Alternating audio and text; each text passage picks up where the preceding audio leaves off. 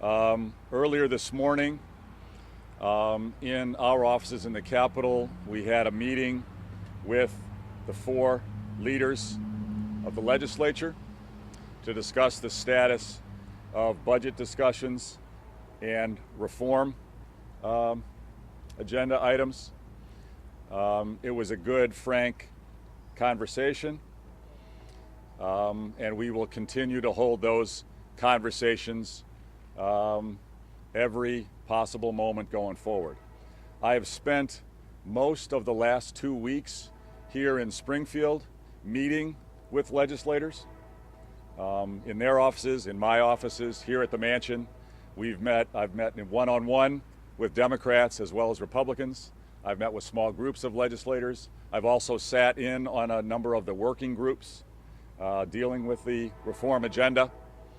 As I think you know, I have become concerned that there was a breakdown in the process and we weren't making real progress.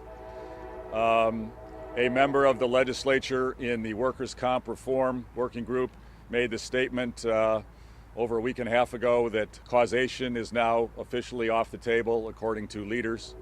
When that statement was made, I felt, well, there's a reversal. That's a sign that there hasn't been real good faith discussion going on, because workers' comp reform really can't happen without causation being a fundamental part of it. We've been talking about it for months prior, and that was taken off the table 2 weeks ago. And I said, you know, this is not sure we've had sincere negotiations going on. And then we all, you and I, we've all heard from the speaker that really there's not an interest in talking about major reforms. There's an interest in passing an unbalanced budget and trying to push a significant tax hike onto the people of Illinois. For me, that is completely unacceptable. It's unreasonable. We've already had phony budgets in the past. I cannot sign a fake budget, a phony budget, an out-of-balance budget. The people of Illinois deserve better. And the people of Illinois do not deserve to get a major tax hike forced on them without major structural reform in the state. Today, for the first time in several weeks, I heard some comments that reform will now start to be considered again. That's good news. I hope they're sincere in those comments. I haven't seen it in actions yet, but I'm hopeful. I will continue to work with legislators trying to get major, significant, real reform done. I reminded the legislators, I live here now. I will be in Springfield all summer. But I will meet with legislators here in Springfield. I'll meet them in Decatur. I'll meet them in Peoria. I'll meet with them in Chicago. I'll meet with them wherever they'd prefer. I will not call a special session. Special sessions cost taxpayers more money. They cost, I've been told, roughly $22,000 extra per day.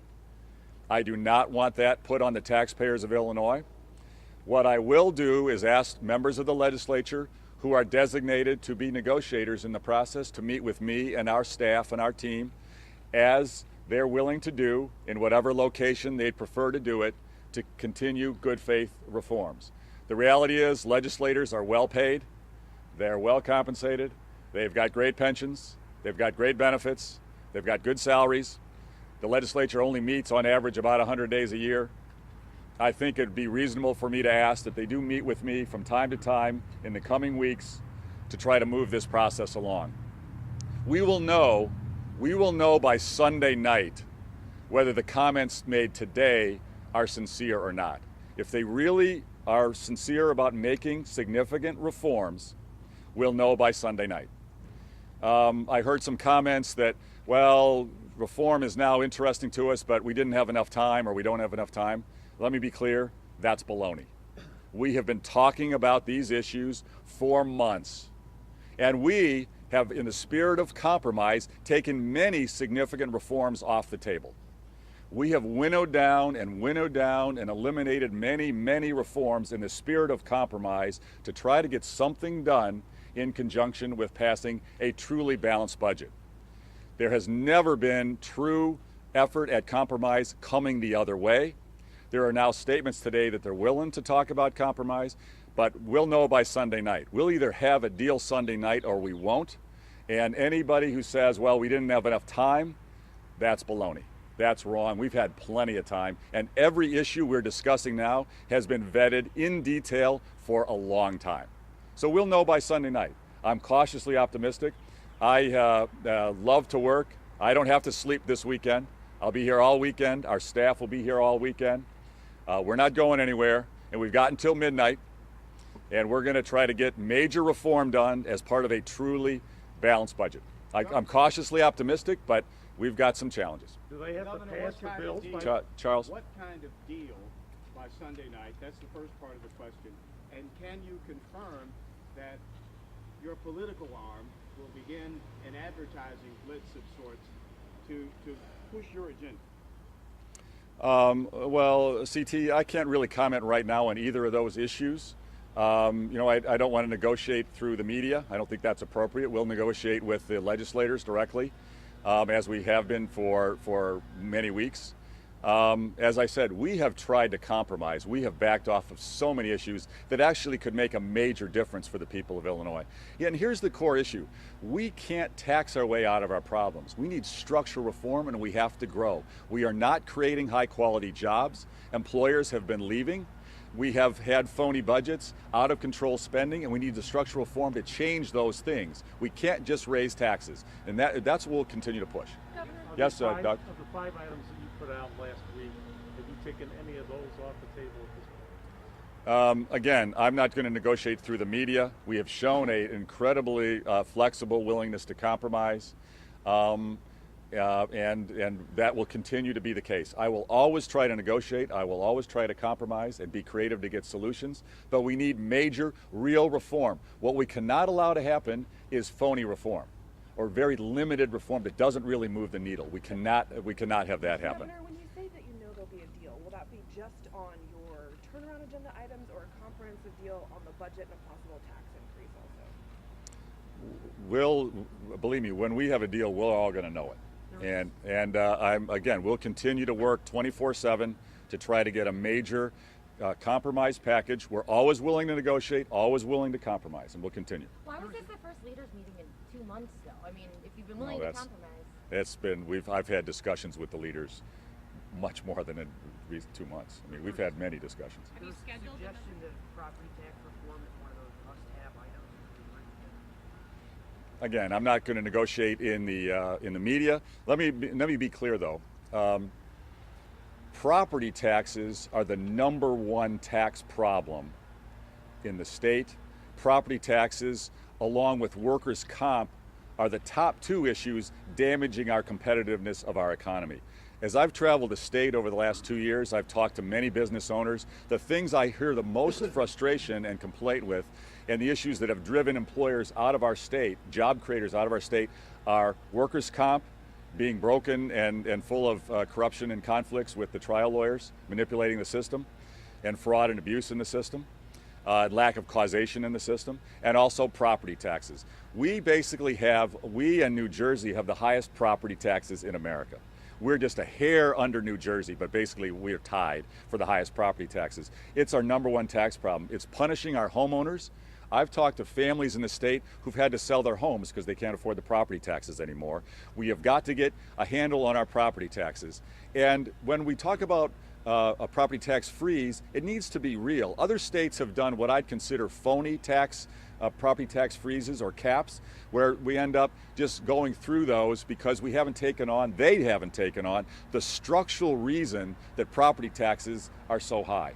We've got to take that on. We need local control of the issues that drive costs high in local government, in local schools. That's the key to getting a handle on property taxes, and that's real property tax reform. Well, what's going to happen if you don't Yes, get sir. something you like? A question that doesn't have anything to do with the budget.